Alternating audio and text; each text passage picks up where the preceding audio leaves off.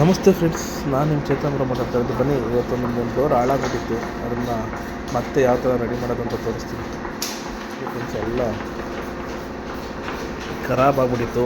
ಈಗ ನೋಡಿ, ನಾವು ಪೇಂಟ್ ರಿಮೂವರ್ ಹಾಕ್ತಾಯಿದ್ದೀವಿ. ನೋಡಿ, ಪೇಂಟ್ ರಿಮೂವರ್ ಹಾಕಿದ್ದೀವಿ. ಪೇಂಟ್ ರಿಮೂವರ್ ಹಾಕಿ ಎಲ್ಲ ಕೆರೆಯಬೇಕು. ನೋಡಿ, ಎಲ್ಲ ಫುಲ್ ಈ ಥರ ನೋಡಿ, ಈ ಥರ ಬಬಲ್ಸ್ ಥರ ಆಗ್ಬಿಡುತ್ತೆ ರಿಮೂವರ್ ಹಾಕಿದ್ರೆ.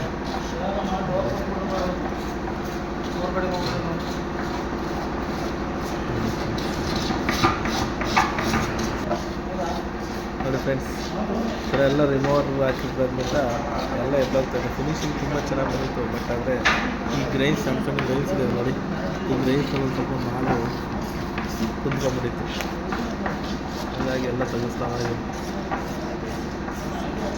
ಯಾವತ್ತೂ ಗ್ರೈನ್ಸ್ ಇರಬೇಕಾದ್ರೆ ಈ ಥರ ಮಾಡಬಾರ್ದು.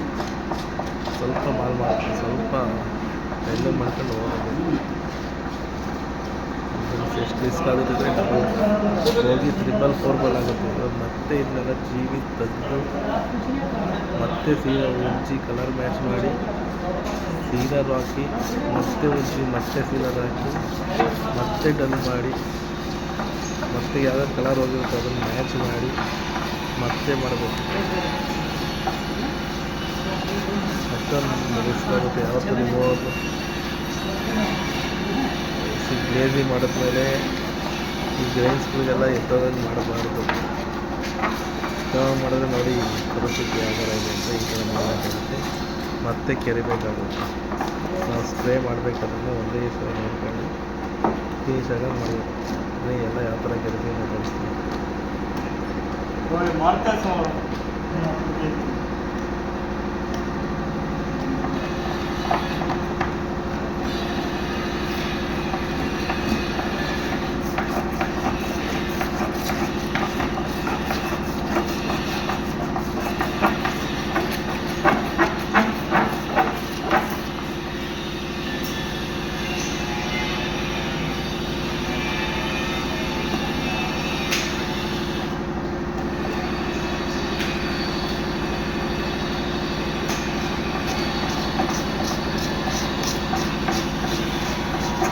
बड़ा बड़ा आता है ना, वो निकाल दो, फिर से रिमूवर डालना.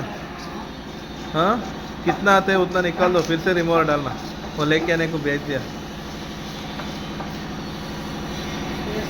कल क्लीन करना चाहिए, गलती हो गया फिर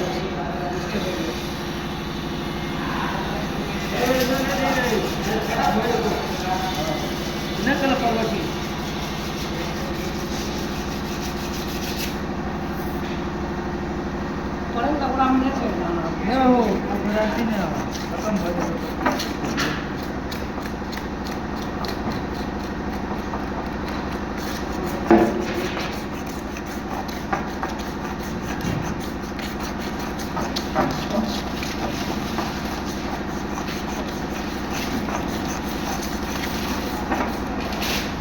बढ़िया पेपर छे लगाओ पेपर छे. अब देख लिए काम देख लिए पेपर छे कहीं न कहीं छे. हम देख लिए एक ನೋಡಿ ಫ್ರೆಂಡ್ಸ್, ಇನ್ನು ಮತ್ತೆ ಯಾವ ಥರ ರೆಡಿ ಮಾಡಬೇಕಂತ ತೋರಿಸ್ತೀನಿ. ಬನ್ನಿ ಈ ವಿಡಿಯೋದಲ್ಲಿ ನೋಡಿ.